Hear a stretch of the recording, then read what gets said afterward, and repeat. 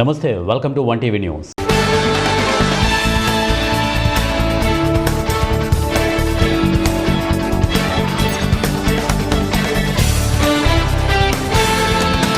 పలమనేరు శ్రీ బూనీల కళ్యాణ వెంకటరమణ స్వామి దేవస్థాన మహాసంప్రోక్షణ పూజల్లో పలమనేరు శాసనసభ్యులు అమర్నాథ్ రెడ్డి సతీమణి రేణుకారెడ్డి శుక్రవారం పాల్గొన్నారు. ఈ సందర్భంగా ఆలయంలో జరిగిన నూతన విమాన గోపుర రాజగోపుర మహాకుంభాభిషేకం మరియు స్వామివారి నవీకరణ జీర్ణోద్ధరణ అష్టబంధన పూజల్లో ఆమె పాల్గొన్నారు. స్వామివారి దర్శనం అనంతరం ఆలయ కమిటీ మరియు అర్చకులు ఆమెకు తీర్థప్రసాదాలను అందజేసిన ఆలయ మర్యాదలతో సత్కరించారు. ఈ పూజలో బాలాజీ కోఆపరేటివ్ సూపర్ బజార్ అధ్యక్షులు ఆర్వి బాలాజీ, సత్యప్రకాష్ తదితరులు ఉన్నారు.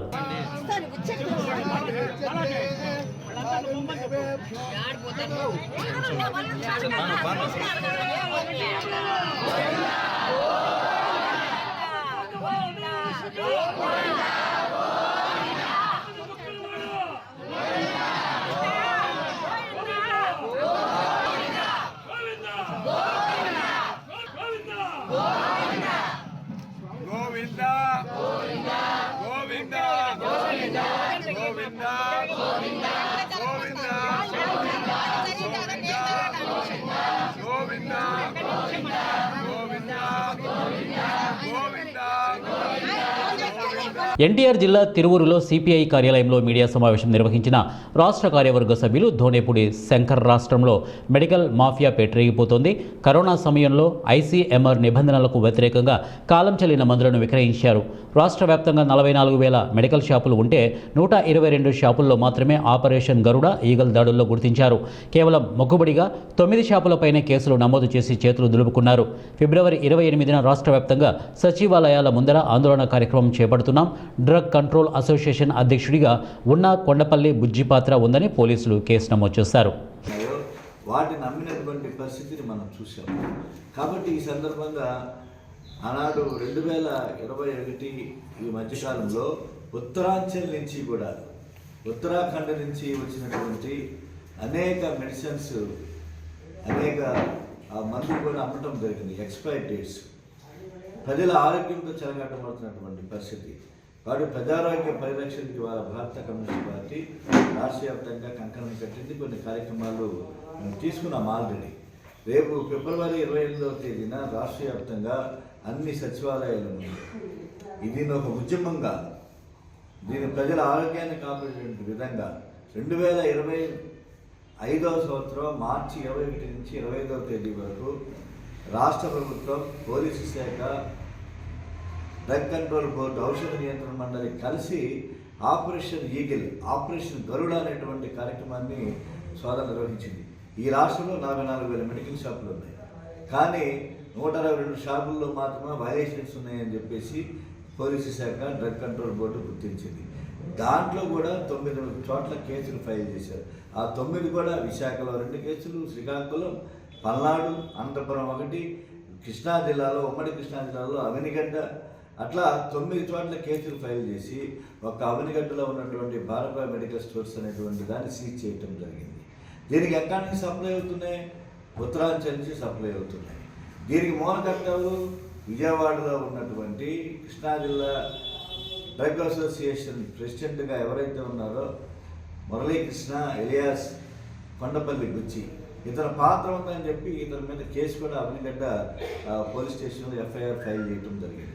కాబట్టి ఇవాళ ఎక్స్పైరీ డేట్స్ కానీ లేదా ప్రభుత్వ హాస్పిటల్స్ మినహాయింపు చేస్తే ఇవాళ ప్రైవేట్ హాస్పిటల్కి వెళ్తే ఇంత దోపిడీ అండి. ఒక టెస్ట్కి 4 టెస్టులు రాశారు. చిన్న కడుపులో పొంది గ్యాస్ అంటే ఎంఆర్ఐ స్కాన్ దగ్గర తీసుకెళ్ళిపోయేటువంటి పరిస్థితి, సిటీ స్కాన్. అలాగే ప్రైవేట్ హాస్పిటల్స్ మెడికల్ షాపుల మీద 15-20% ఎక్సెస్ కలెక్ట్ చేసేటువంటి పరిస్థితి.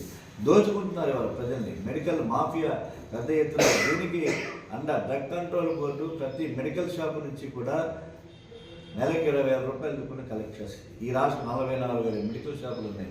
అంటే ఎంతమందికి ఎన్ని వాటాలు ఇవ్వాలి? మామూలు మొత్తంలో ఇవాళ మెడికల్ మాఫియా ఉన్నటువంటి నేపథ్యంలో కమ్యూనిస్ట్ పార్టీ ప్రజల కార్యక్రమం ఇది, ప్రజారోగ్య పరిరక్షణ కార్యక్రమం. అందువల్ల ఫిబ్రవరి 28వ తేదీన పెద్ద ఎత్తున ఈ కార్యక్రమాన్ని అన్ని చోట్ల కూడా, ముఖ్యంగా ఎన్టీఆర్ జిల్లాలో రాష్ట్ర అన్ని మండల సచివాలయ కేంద్రాల్లో, గ్రామ స్థాయిలో కూడా దీన్ని తీసుకువెళ్ళి ప్రజల కోసం చేసేటువంటి కార్యక్రమం. దీనివల్ల కమ్యూనిస్ట్ పార్టీకి ఉన్న రాజకీయ బెనిఫిట్ ఉందా? లేదు. ప్రజల ఆరోగ్యం బాగుపడాలి. మెడికల్ మాఫియాకి వాళ్ళు హెచ్చరిక చేస్తున్నాము. ఈ తిరువూరు నుంచి ఎన్టీఆర్ జిల్లా వ్యాప్తంగా ఉమ్మడి కృష్ణా జిల్లాలో ఎవరు ఏ తప్పు చేసినా కూడా కమ్యూనిస్ట్ పార్టీ సహించదు.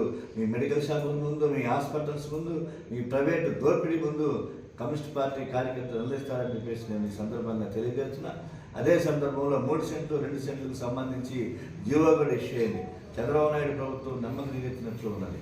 మార్చి 9వ తేదీ ఉగాది నాటికి మేము ఇస్తామని చెప్తున్నారు. కానీ ఆ వైపులో ఎక్కడా కూడా ప్రయత్నం జరగట్టల్లా. ఇవాళ పేదవాడి సొంత ఇంటికల సహకారం కావాల్సిన నేపథ్యానికి సంబంధించినటువంటి టిట్కో ఇల్లు వాళ్ళు అలాగే ఉన్నటువంటి పరిస్థితి. టిట్కో ఇళ్ళు ఇప్పటికి కూడా కనీస సదుపాయాలు లేవు. తిరువూరులో చూసాం, ఇప్పటికీ 3 నెలల క్రితం ఎలా ఉన్నాయో హౌసెస్ ఇప్పటికి కూడా అదే పరిస్థితి కొనసాగుతుంది. There is no development. కాబట్టి ఉగాదికి ఇస్తానటువంటి రాష్ట్ర ముఖ్యమంత్రి ఆ వైపుగా చర్యలు తీసుకోవాలని చెప్పి దాంట్లో కూడా కమ్యూనిస్ట్ పార్టీ పెద్ద ఎత్తున ప్రోగ్రాం తీసుకుంటుంది. అలాగే రోజున సామాజిక ప్రపంచవ్యాప్తంగానే ఐక్యరాజ్య సమితి నిర్ణయం మేరకు ఫిబ్రవరి 20వ తేదీన ఈరోజు సామాజిక న్యాయ దినంగా పాటిస్తుందని చెప్పి ప్రపంచవ్యాప్తంగా ఉన్నటువంటి సామాజిక ఆర్థిక వ్యత్యాసాలకు వ్యతిరేకంగా కృష్ణా జిల్లా పెడన నియోజకవర్గం బంటుమిల్లి మండలం పెందుర్రు గ్రామంలో స్వయంభూగా వెలిసినటువంటి పార్వతీ పరమేశ్వరుల ముద్దుల తనయుడు శ్రీ సుబ్రహ్మణ్యేశ్వర స్వామి 6వ వార్షికోత్సవ వేడుకలు అత్యంత వైభవంగా జరిగాయి. ఇక ఒకపాటి అంజిబాబు మాధురి దంపతులు స్వామివారి కరణ్యాస అంగన్యాస హోమాది పూజా కార్యక్రమాలు వేద పండితులచే నిర్వహించారు. ఈ సందర్భంగా వేద పండితులు శ్రీమాన్ అసూరి రంగనాథాచార్యులు మీడియాతో మాట్లాడారు. శ్రీ శివనాగేంద్ర స్వామి వారికి మహాన్యాసపూర్వక రుద్రాభిషేకం, రుద్రహోమం, సంతానం కోసం పరితపించే దంపతులకు ఎంతో మేలు కలిగించే సుబ్రహ్మణ్య హోమం వంటి విశేష పూజా కార్యక్రమాలు, శ్రీ సుబ్రహ్మణ్యం స్వామి యొక్క దయను పొందే మార్గాలు, వేదపఠనం, సుబ్రహ్మణ్య స్వామి ఆరాధన వల్ల ఫలితాలు వివరించారు. అనంతరం జరిగిన మహా అన్న సమారాధన కార్యక్రమంలో వందలాదిగా భక్తులు పాల్గొని స్వామివారి పూజ, ప్రసాదం, అన్నప్రసాదం స్వీకరించారు. వేయించేసినటువంటి సుబ్రహ్మణ్య స్వామి వారి పుట్ట దగ్గర ఇది 6వ సంవత్సర వార్షికోత్సవ కార్యక్రమం. దీనిలో భాగంగా ఈరోజు విశ్వశాంతి లోక కళ్యాణార్థమై అన్నపూర్ణ విశాలాక్షి సహితుడైనటువంటి కాశీ విశ్వేశ్వర స్వామి వారికి మహాన్యాసపూర్వక రుద్రాభిషేక కార్యక్రమం, అలాగే లోక కళ్యాణం కోసమై సుబ్రహ్మణ్య హవనం అనేటువంటి కార్యక్రమం ఈరోజు జరుగుతుంది. ఈ సుబ్రహ్మణ్య హవనం చేయటం ద్వారా లోకంలో ఏ విధమైనటువంటి ఉపద్రవాలు లేకుండా సకాలంలో మంచి వర్షాలు పడి పంటలన్నీ కూడా సుభిక్షంగా పండి సర్వజనులందరూ కూడా సుఖించాలి అని, ఈ భారతదేశమంతా కూడా మంచి అభివృద్ధి చెంది లోకంలో ఉండేటువంటి ప్రజలు ప్రాణులు అన్నీ కూడా సుభిక్షంగా ఉండాలి అని ఈరోజు సుబ్రహ్మణ్య హవనం అనేటువంటి కార్యక్రమం జరుగుతుంది. భక్తులందరూ కూడా విశేషంగా వచ్చి పాల్గొంటున్నారు. ఈ సుబ్రహ్మణ్య హవనాన్ని సేవించుకున్నటువంటి వారికి సంతానార్థులకి సంతానం, వివాహం కాని వారికి వివాహము, ఇలా ఎవరెవరు ఏ ఏ కోరికతో సుబ్రహ్మణ్య ఆరాధన చేస్తారో వారికి విశేషమైనటువంటి ఫలితాలు కలుగుతాయి. అందులో మన తెలుగు రాష్ట్రాల్లో సుబ్రహ్మణ్య స్వామి వారితో ఉండేటువంటి అనుబంధం అంతా ఇంత కాదు. ఎందుకంటే మనకు పెట్టే పేర్లలో సుబ్రహ్మణ్యేశ్వరరావు, నాగరాజు, నాగరాణి, ఇలా ఆ పేర్లు కూడా సుబ్రహ్మణ్య స్వామి నామాలే మనకు పెడతారు. అలాంటి సుబ్రహ్మణ్య స్వామి వారు ఈ భారతదేశాన్ని, సనాతన ధర్మాన్ని కూడా నిరంతరం రక్షించి కాపాడాలి అని. భద్రాద్రి కొత్తగూడెం జిల్లా అశ్వారావుపేట నూతన మున్సిపాలిటీకి చైర్మన్గా ఎన్నికైన జూపల్లి శశికళ, వైస్ చైర్మన్గా జూపల్లి రమేష్ బాధ్యతలు చేపట్టారు. మున్సిపాలిటీలో ప్రత్యేక పూజలు చేసిన చైర్మన్ శశికళను పండితులు వేద ఆశీర్వచనం చేసి దీవించారు. పాలకవర్గ బాధ్యతలు చేపట్టినటువంటి జూపల్లి దంపతులను ఎమ్మెల్యే జారే ఆదినారాయణ ప్రత్యేక అభినందనలు తెలియజేయగా మున్సిపల్ కమిషనరు, నూతన కౌన్సిలర్లు అభినందించారు. మున్సిపాలిటీ ఎన్నికల్లో కాంగ్రెస్ పార్టీ సత్తా చాటిందని, అత్యధిక స్థానాల్లో విజయఢంకా మోగేలా ఓట్లేసి గెలిపించిన ప్రజలకు ఎమ్మెల్యే జారే ఆదినారాయణ ప్రత్యేక ధన్యవాదాలు తెలియజేశారు. కాంగ్రెస్ ప్రభుత్వం వస్తేనే పేదల బతుకులు బాగుపడతాయనే ప్రజలు విశ్వసిస్తున్నారని, ప్రజల నమ్మకాన్ని నిజం చేసేలా అభివృద్ధిని, సంక్షేమాన్ని అందిస్తామని ఎమ్మెల్యే అన్నారు. కాంగ్రెస్ పార్టీ ఆధ్వర్యంలో పాలకవర్గం ఏర్పడడానికి అనుక్షణం కృషి చేసినటువంటి కార్యకర్తలను మర్చిపోనని, సరైన సమయంలో వారికి కూడా సముచిత స్థానం కల్పిస్తామని వారు అన్నారు. విజయపేరును మోగించినటువంటి మరి ఓట్లేసి గెలిపించినటువంటి మున్సిపాలిటీ పరిధిలోని ఓట్లేసి గెలిచిన ప్రతి ప్రజానీకానికి కూడా ప్రత్యేకంగా హృదయపూర్వక ధన్యవాదాలు తెలియజేస్తా ఉన్నాను. కాంగ్రెస్ పార్టీ, కాంగ్రెస్ ప్రభుత్వం వస్తేనే పేదల బతుకులు బాగుపడిన ఆలోచనతో ప్రభుత్వ ఏర్పాటులో మీరు సహాయం అందించారు. అదేవిధంగా నేడు మున్సిపాలిటీ ఎన్నికల్లో కూడా మీరు మరి విజయపేరు మోగించడానికి మీరందరూ కూడా నిండని మనసు ఆశీర్వదించారు. ఈరోజు పాలక వర్గంలో కూడా కాంగ్రెస్ పార్టీ బలపరిచిన అభ్యర్థి గెలవడానికి కూడా మొదటి ప్రాధాన్యత కారణం అది. ఏదైతే మీరు ఏ ఆలోచనతో అయితే ఆశయంతో అయితే మున్సిపాలిటీ ప్రాంతం అభివృద్ధి చెందుతుందనే ఆలోచనతో మీరు నిర్ణయాన్ని మనకు ఆశించారు, అదేవిధంగా నేను కూడా మున్సిపాలిటీ ప్రాంత అభివృద్ధికి మరింతగా ముందుకు వెళ్తానని, మీరు అనుకున్నటువంటి ఏదైతే సమస్యలు తీర్చే విధంగా ఏదైతే మమ్మల్ని నిర్ణయాన్ని మనకు ఆశించారో అదే తరహాలో నేను అభివృద్ధి చేస్తానని చెప్పేసి మీకు నేను తెలియజేస్తా ఉన్నాను. అదేవిధంగా గెలిచినటువంటి కాంగ్రెస్ పార్టీ బలపరిచినటువంటి 17 మంది అభ్యర్థులను ఈరోజు మీరు మరి కాంగ్రెస్ పార్టీ తరఫున పోటీ చేసిన అభ్యర్థులను గెలిపించారు. మీ అందరికీ కూడా ప్రత్యేకంగా ధన్యవాదాలు. అదేవిధంగా అభ్యర్థులు గెలవడానికి కష్టపడి పనిచేసినటువంటి ప్రతి ఒక్క కార్యకర్త కూడా పేరు నేను ప్రత్యేకంగా ధన్యవాదాలు తెలియజేస్తున్నాను. అదేవిధంగా నిద్రాహారాలు మాని తినక పస్తులుండి కూడా నా అభ్యర్థి. మార్కాపురం జిల్లాలో రోడ్డు ప్రమాదం చోటు చేసుకుంది. దోర్నాల శ్రీశైలం రహదారిలోని మల్లికార్జున నగర్ వద్ద రహదారి పక్కన ఆగి ఉన్న ఆర్టీసీ బస్సును ఎదురుగా వేగంగా వచ్చిన కారు ఢీకొట్టింది.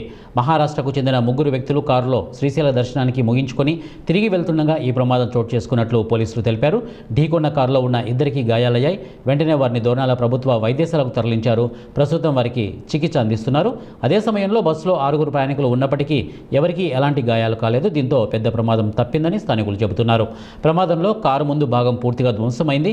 బస్సు ముందు భాగం కూడా దెబ్బతింది. ఘటనా స్థలానికి చేరుకున్నటువంటి పోలీసులు కేసు నమోదు చేసి దర్యాప్తు చేస్తున్నారు. గ్రామ స్థాయిలో రైతులకు విశేష సేవలు అందిస్తున్నటువంటి సహకార సంఘాల ఉద్యోగుల సమస్యలు పరిష్కారం చేయాలని డిమాండ్ చేస్తూ రాష్ట్ర వ్యాప్తంగా ఉద్యోగులు నిరసన కార్యక్రమాలు చేపట్టారు. దీర్ఘకాలికంగా ఉన్న సమస్యలు పరిష్కారం కాకపోవడంతో జేఏసీ పిలుపు మేరకు విజయనగరం డీసీసీబీ కార్యాలయం ఎదుట నిరసన చేపట్టారు. ఇక PACS ఉద్యోగుల న్యాయ పోరాటానికి CPI మద్దతు ఇస్తోందని, ప్రభుత్వం సమస్యలు పరిష్కరించకపోతే ఆందోళనను ఉధృతం చేస్తామని CPI నాయకులు కామేశ్వరరావు హెచ్చరించారు. ఈ కార్యక్రమంలో PACS యూనియన్ నాయకులు అలాగే కార్మికులు పాల్గొన్నారు.